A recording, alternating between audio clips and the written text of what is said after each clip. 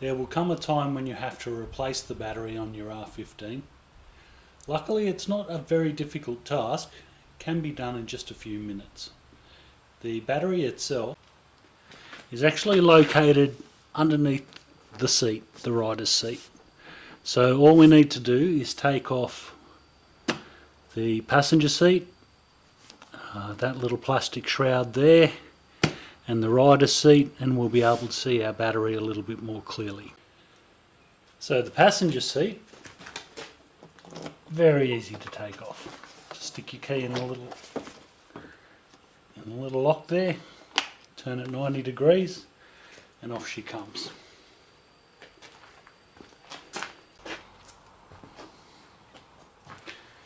Now, this little plastic shroud has to come off too, and that's easily enough done.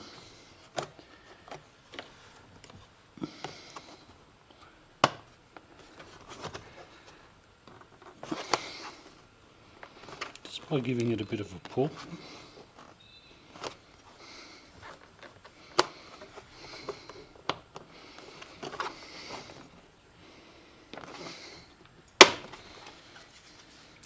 It just basically clips.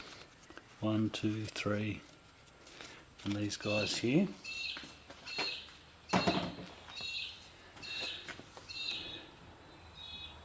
And now we're starting to get to the meat and potatoes of it all.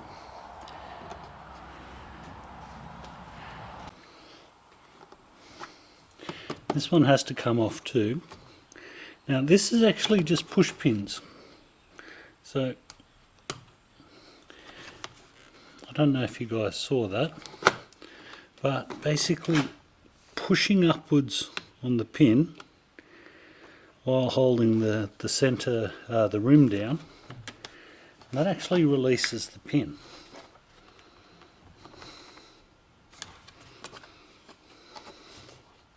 You can use a screwdriver if your fingers aren't as tough as mine. So that's how it basically is. So you've got that pin in the middle of it. It's a bit like a rivet, and it expands as you push it in.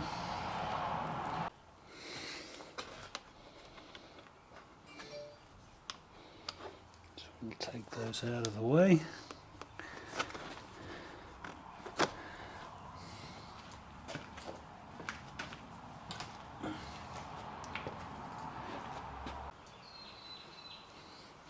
Now the seat itself is held in by these two cap head screws.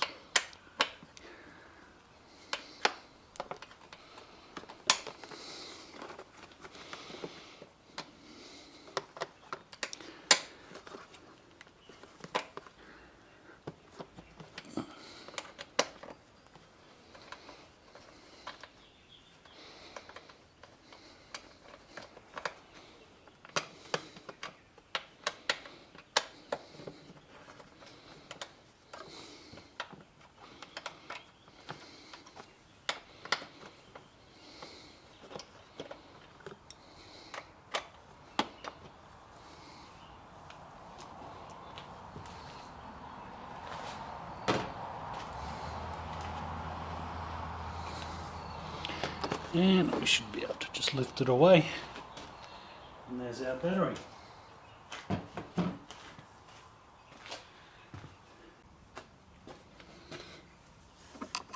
So I'm going to remove the negative terminal first,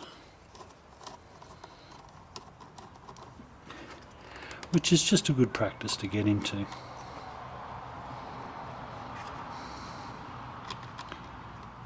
With a negatively earthed vehicle, if you remove that negative that negative cable first, then there's a number of places like starter motors and things like that where you can have a little bit of an oops and it doesn't make any difference.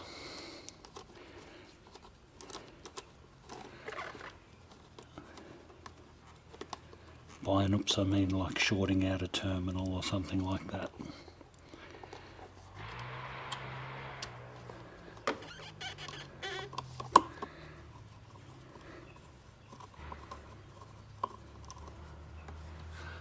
There we go. And finally, so so that we can get our battery out.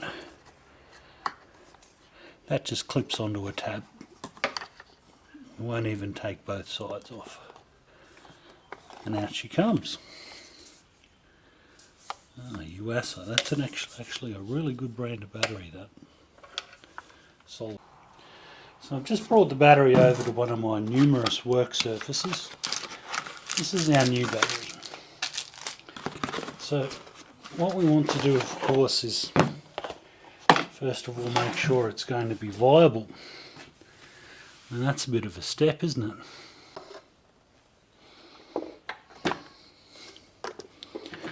Okay, so I mean the negative and the positive terminal line up. However, I'm not real happy about that. Now there's a couple of ways this can be dealt with.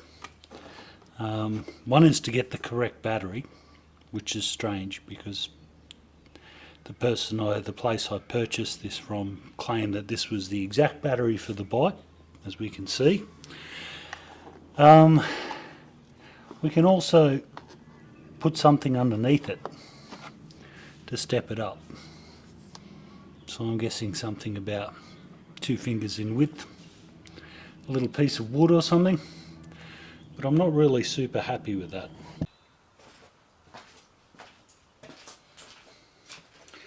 So I popped down to my local friendly auto barn with the battery. Take the battery with you, they don't mind.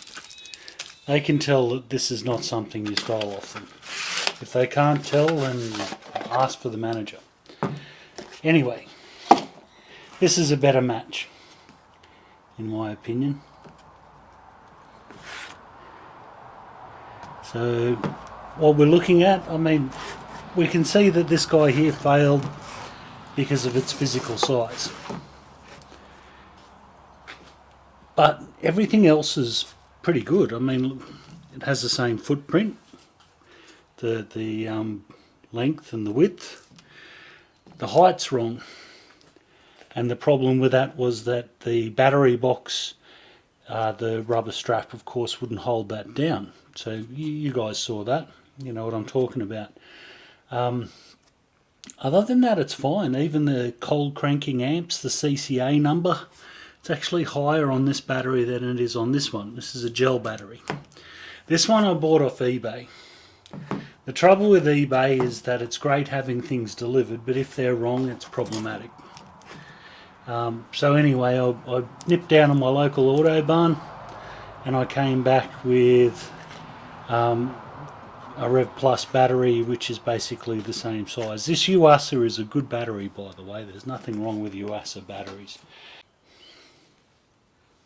So anyway, what we're going to do is we're going to set the battery up.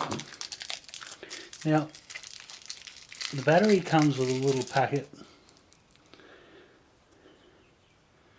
of these screws for the terminals, and they can actually screw in from the front as well as from the top, depending on how you orientate that.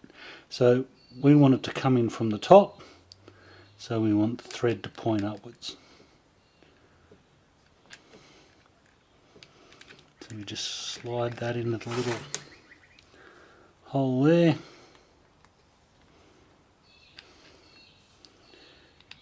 And we're just putting the screws in loosely so that I can... Okay, so putting it together is pretty much the reverse of how we pulled it apart. So we've popped our battery in there, stretch our little rubber strap across so that it's held down securely. Now that other battery, as I said, you could have put something underneath it. It's actually very common. But I don't like doing it because if you use wood or metal, you have to be careful of what material you use, or else as it gets wet it will stain the bike. So we definitely don't want that. So And I've got to admit I'm a bit of a perfectionist, particularly when it comes to bikes that are still fairly new like this one is. So we'll do the positive terminal first.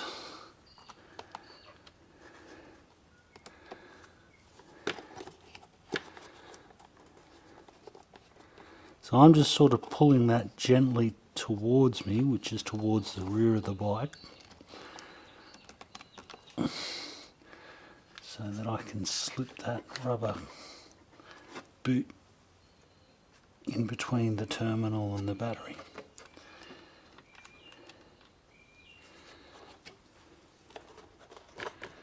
And we'll do our negative.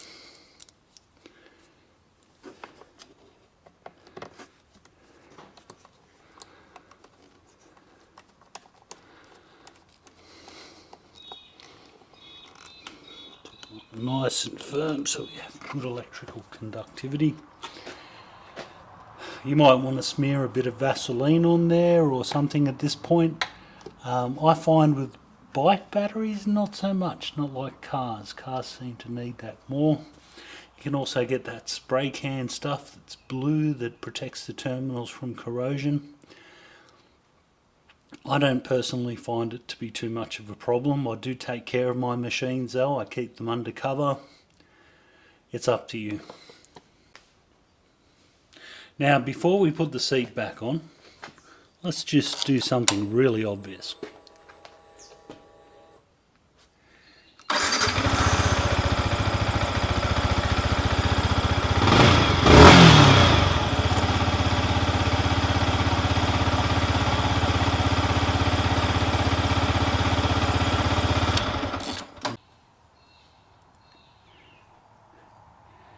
If it hadn't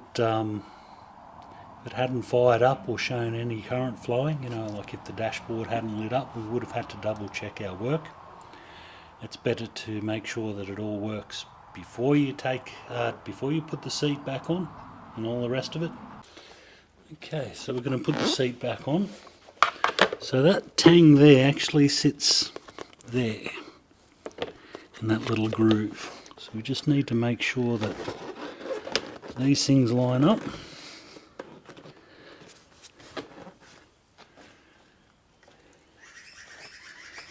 And we'll put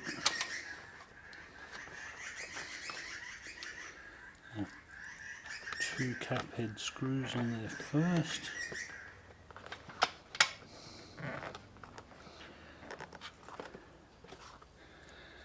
And our two push pins. So what we want to do is just make sure they're loose. So this is sticking up.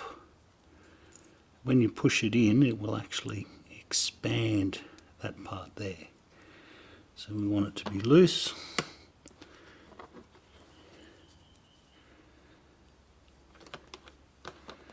And all we have to do is just push them down. And that's it. Oop.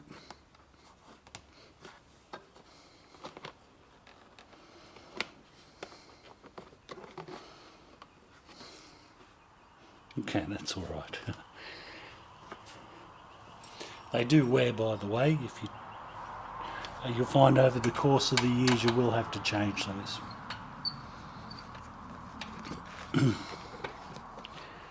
So just put the two cap head screws back on.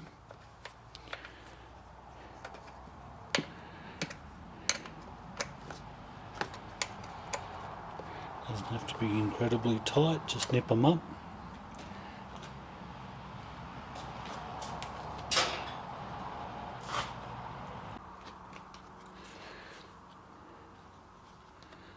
And we've got a little cover here, which just clips back on.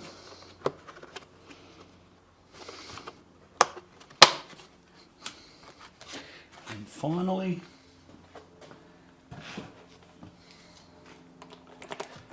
the passenger seat. So that key is in the vertical position.